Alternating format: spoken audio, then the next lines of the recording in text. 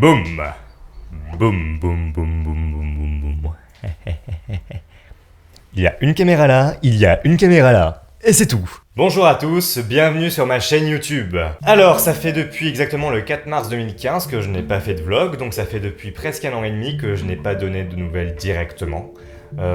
Voilà, donc depuis j'ai fêté mes 30 ans, j'ai une femme, 2 enfants, j'habite dans un lotissement, j'ai un très beau labrador et je sais très bien faire les cakes aux olives. Voilà, c'est pas du tout ça, j'ai eu 18 ans il y a pas longtemps, j'ai fait mon année de terminale, j'ai passé mon bac il y a quelques jours, je vais avoir les résultats dans 2 semaines, voilà, à l'heure où je parle. Donc voilà, mais je pense qu'on ne va pas parler de ça durant ce vlog. Déjà, au cours de ce vlog, j'ai quelques questions à vous poser. Cette fois-ci, ça va être une foire aux questions inversées. C'est-à-dire que c'est moi qui vais vous poser mes questions et c'est vous qui allez y répondre soit par les commentaires, soit via les différents réseaux sociaux qui sont dans la description. Voilà. Alors effectivement, mon activité sur YouTube a fortement ralenti.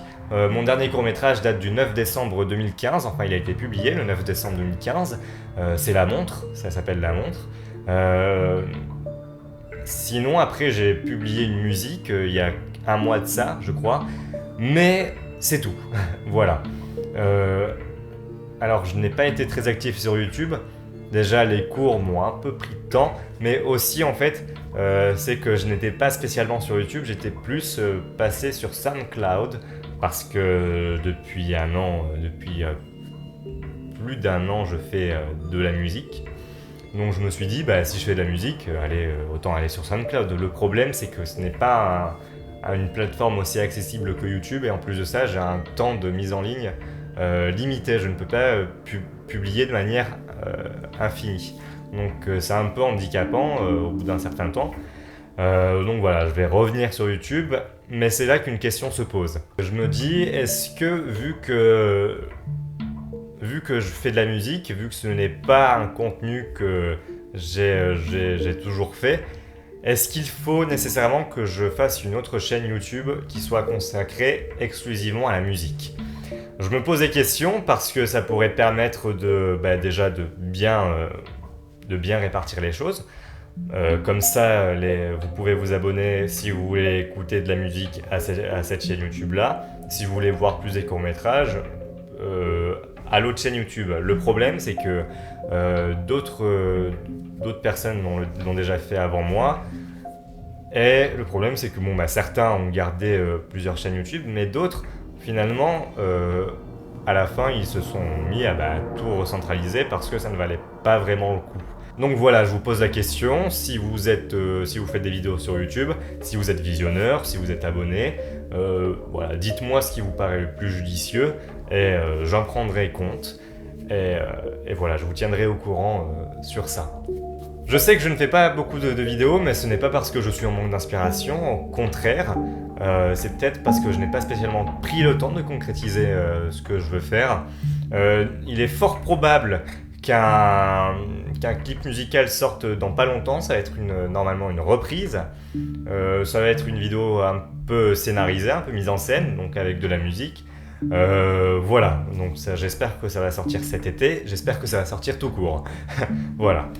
En termes de court-métrage à proprement parler, j'ai écrit un texte que je n'ai pas terminé de rédiger. C'est assez sombre, donc je ne sais pas si je vais arriver à terme, peut-être pas.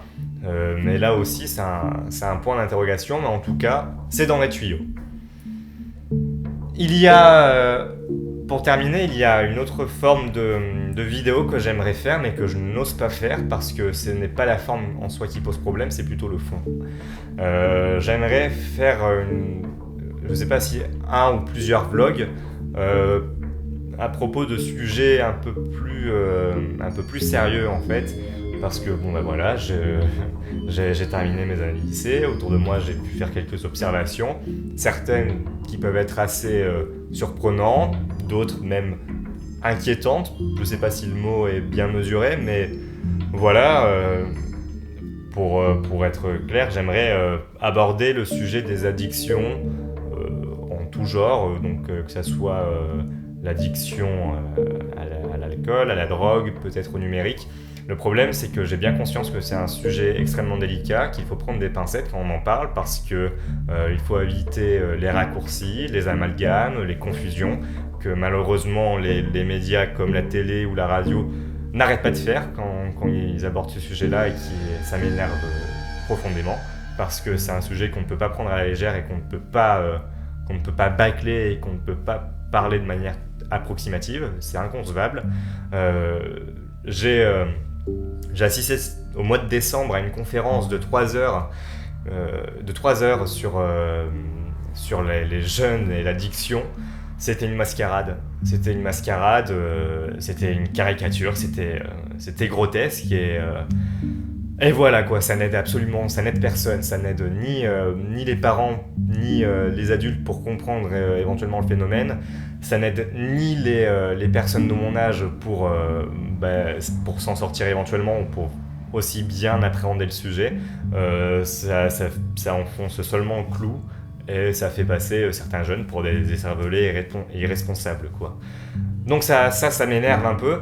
J'aimerais vraiment qu'on en parle de manière très ouverte et de donner mon point de vue, mais aussi vraiment de parler de mon ressenti. Et ça fait des mois que je pense à faire ça, mais j'ai jamais osé vraiment faire le premier pas parce que, je vous l'ai dit, c'est un sujet extrêmement délicat et faut vraiment bien prendre du recul sur les choses et voilà. Si vous voulez en parler, si vous avez votre avis à donner, vous pouvez me le donner, il n'y a aucun souci.